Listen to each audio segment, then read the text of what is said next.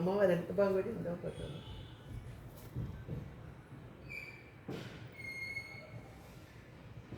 జై గురు పరశివశిఖర క్షేత్ర బాలయోగేశ్వర మహారాజా జై. హర హర మహాదేవ. ఓం నమ శివాయ. శ్రీ శివాయ గురవే నమ.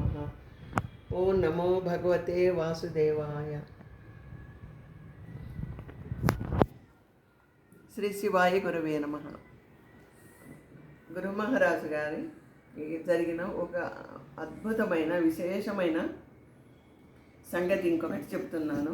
అదేమిటంటే పరశివశిఖర క్షేత్రంలో బాలయోగేశ్వర భగవాన్ గారు కూర్చొని మౌన దీక్షలో కూర్చొని ఆయన ధ్యానం చేసుకుంటూ తపస్సు చేసుకుంటూ ఉంటారు కదా, తెలిసిన విషయం కదా.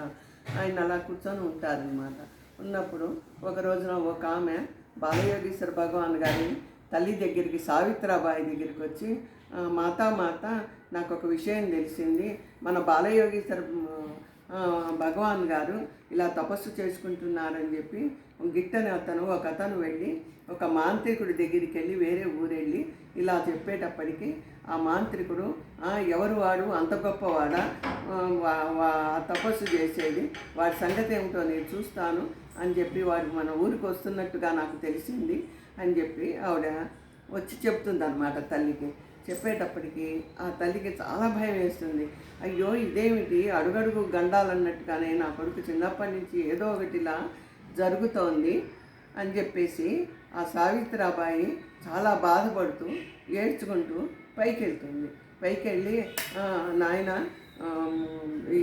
ఏమిటి ఇది, నీకు ఇన్ని గండాలు వస్తున్నాయి, ఇలా ఒక మాంత్రికుడు వస్తున్నాడు, నిన్ను గురించి నాకు తెలిసింది విషయం అని చెప్పి ఆవిడ మొరబెట్టుకుంటూ ఏడ్చుకుంటూ కొడుకు దగ్గరికి వెళ్తుంది. వెళ్తే భగవాన్ గారు ఆ తల్లి ఆవేదన తెలిసి, మరి ఎంత మహాత్ముడైనా తల్లి కదా, మా శ్రీకృష్ణుడు కూడా తల్లికి ప్రేమకి లొంగాడు కదా, అలాగే ఆ భగవాన్ కూడా ఆ తల్లి ప్రేమకి అంతర్జానంలో ఉన్న ఆయన కూడా కళ్ళు తెరిచి ఒకసారి చూసి చిరునవ్వుతో ఆయన కాగితం మీద రాస్తారు, ఎవరు ఎవరిని ఏమీ చేయలేరు అని రాస్తారు. రాసేటప్పటికి ఆ తల్లికి మనసు ఆగక మళ్ళీ ఏం చేయాలో తోచక అక్కడున్న అమ్మవారికి దండం పెట్టేసుకొని కిందకి వెళ్ళిపోతుంది. వెళ్ళిపోయి మళ్ళీ తన భర్త అయిన రామారావు మహారాజు గారికి, తన కూతురికి చెప్తుంది. వాళ్ళన్నా పైకి వెళ్ళి కొడుకుని బ్రతిలాడుకుంటే అతను లేచి వస్తాడేమో అన్న ఉద్దేశంతో వెళ్ళేటప్పటికి తండ్రి, మళ్ళీ తల్లి, అక్కగారు వీళ్ళందరూ పరశుశిఖర క్షేత్రంలో పైకి భగవాన్ దగ్గరికి వెళ్తారు. తల్లి సావిత్రాబాయి, తండ్రి రామారావు మహారాజు గారు, అక్కగారు మహిమాగాడికి వెళ్తారు.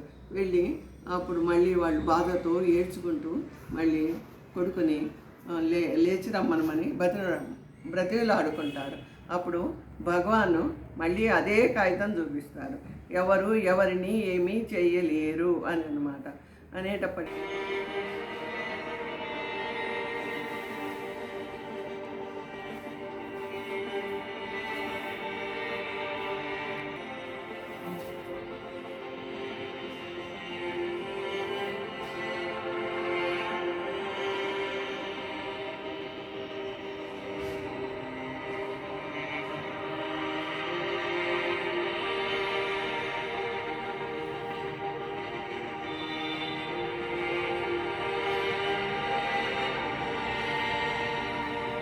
ఏమీ చేయలేరు అని భగవాన్ రాశారు కదా కాగితం. మళ్ళీ తల్లి అక్క అదే చూస్తారు. చూసి భగవాన్ మన మాట వినేటట్టు లేదని చెప్పి వాళ్ళు ఎంతో బాధతో అక్కడున్న అమ్మవారిని, వాళ్ళ అక్కగారు వాళ్ళు ఎవరిని ఏమి చేయలేరు అని భగవాన్ రాసిన పేపర్లు చూసి, ఇంకా పిల్లవాడిని మనం మనసు మార్చలేము అని ఆ దుర్గమ్మ వారికి మనసులో చెప్పుకొని నువ్వే కాపాడు తల్లి అని నమస్కారాలు చేసుకొని వాళ్ళు అక్కడి నుంచి వెళ్ళిపోతారు. కానీ వెళ్ళారన్న మాటే కానీ వాళ్ళకి తెల్లవారులు అసలు నిద్రే ఉండదు. ఎందుకంటే తెల్లారితే అమావాస్య, ఆ మాంత్రికుడు ఎక్కడ వస్తాడో, ఎక్కడ వచ్చి తన కుమారుణ్ణి ఏమి చేస్తారో అని పాపం ఆ తల్లి చాలా తండ్రి, అక్క వాళ్ళందరూ చాలా బాధతో భయంగా ఉంటారన్నమాట. సరే తెల్లవారుతుంది. తెల్లవారిన తర్వాత ఒక వార్త వస్తుంది. ఒక అతను మోసుకొస్తాడు, ఆ మాంత్రికుడు చనిపోయినాడు అన్న కబురు వస్తుంది. వచ్చేటప్పటికి ఆ తల్లి తండ్రి వాళ్ళందరూ అనుకుంటారు, అయ్యో నా కొడుకుని ఏం చేశారో పైన ఆ మాంత్రికుడు అని చెప్పి వాళ్ళు ఇంకా భయంతో పరుగున వాళ్ళు పైకి వస్తారు. పైకి వచ్చి భగవాన్ దగ్గరికి వస్తారనమాట. భగవాన్ దగ్గరికి వచ్చిన తర్వాత ఆ భగవాన్ అలాగే కూర్చొని జపం చేసుకుంటూ చక్కగా ఉన్నారనమాట. ఉండేటప్పటికి అప్పుడు వాళ్ళకి ఊపిరి పీల్చుకున్నట్టు అయిపోయి అప్పుడు అమ్మవారి దగ్గరికి వెళ్ళి కొబ్బరికాయ కొట్టి పూలమాల వేసి 5 అగరవత్తులు వెలిగించి ప్రదక్షిణాలు చేసి, అమ్మ ఈ మహిమాగాడిలో నిజంగా ఇక్కడ స్వయంభూ ఉన్న శివలింగం ఉన్నది, తల్లివైన నువ్వు ఉన్నావు, నా కొడుకుకు మీరే రక్ష అని చెప్పేసి వాళ్ళు ఎంతో ఆనందంగా అక్కడి నుంచి ఈ కబురు విన్న తర్వాత ఇంకా కొంతమంది ప్రజలు పైకి వస్తారన్నమాట. వచ్చి వాళ్ళందరూ ఎంతో ఆనందంగా సంతోషంగా బాలయోగేశ్వర భగవాన్కి జై అంటూ జయజయలు కొట్టుకుంటూ ఎంతో అపరిమితమైన ఆనందంతో అక్కడి నుంచి వాళ్ళు మరలిపోతారన్నమాట. చూసారా ఎంత ఆశ్చర్యం! భగవాన్ని ఎవరో ఏదో చెయ్యాలనుకుంటే అసలు ఆ మాంత్రికుడే లేకుండా పోయినాడు. ఈ మాంత్రికుడు కథ ఏమిటి అన్నది మళ్ళీ నేను ఇంకొక ఎపిసోడ్లో మీకు చెప్తాను. హర హర మహాదేవ.